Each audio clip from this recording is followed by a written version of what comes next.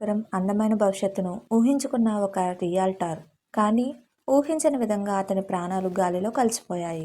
కేతన్ అగర్వాల్ మృతి కేసు ఇప్పుడు దేశవ్యాప్తంగా చర్చనీయాంశమైంది. మరణానికి ముందు ఏం జరిగింది?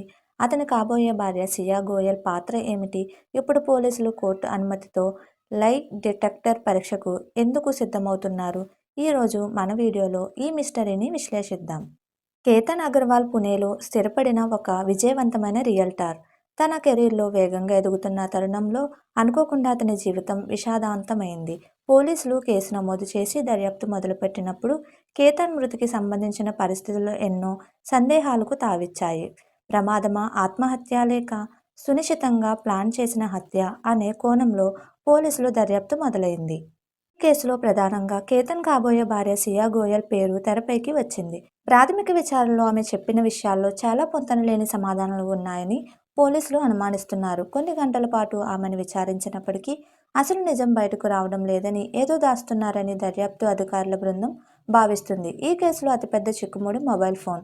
కేతన్ మరణం తర్వాత ఆ ఫోన్ సియా వద్ద ఉండటం, ఆ తర్వాత దానిలోని డేటా డిలీట్ చేయడం లేదా ట్యాంపరింగ్ జరపడం అనేది కేసును కీలక మలుపు తిప్పింది.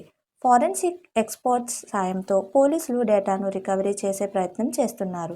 ఆ ఫోన్ సంభాషణలు, చివరి క్షణాల్లో జరిగిన కాల్స్ ఈ కేసులో కీలకం కానున్నాయి. సాక్ష్యాలు దొరకక అనుమానితులు నిజాన్ని దాస్తున్నారని నిర్ధారణకు వచ్చిన పోలీసులు ఇప్పుడు సైంటిఫిక్ పద్ధతుల వైపు మొగ్గు చూపారు. లై డిటెక్టర్ పరీక్ష అంటే పాలిగ్రాఫ్ టెస్ట్.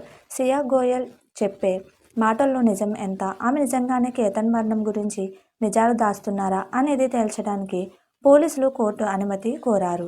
ఇది కేవలం పరీక్ష మాత్రమే కాదు, ఈ కేసులో మిగిలి ఉన్న మిస్టరీని విడదీయడానికి దొరికిన ఏకైక మార్గం. కోర్టు అనుమతి రాగానే సియా గోయల్కు లై డిటెక్టర్ టెస్ట్ నిర్వహించనున్నారు. ప్రాణం పోయినప్పుడు దానికి కారణమైన వారు కఠినంగా శిక్షించబడాలని కేతన్ కుటుంబ సభ్యులు, స్నేహితులు కోరుకుంటున్నారు. అసలు ఆ రోజు ఏం జరిగింది? సియా గోయల్ చెప్పే సమాధానాలు ఈ కేసును ఏ దిశలో మలుపు తిప్పుతాయి అన్నది చూడాలి. చట్టం గెలుస్తుందా? నిజం బయటపడుతుందా? వేచి చూడాల్సిందే. మీకు ఏమనిపిస్తుంది? కింద కామెంట్స్లో తెలియజేయండి. మరిన్ని క్రైమ్ అప్డేట్స్ కోసం మా ఛానల్ని సబ్స్క్రైబ్ చేసుకోండి.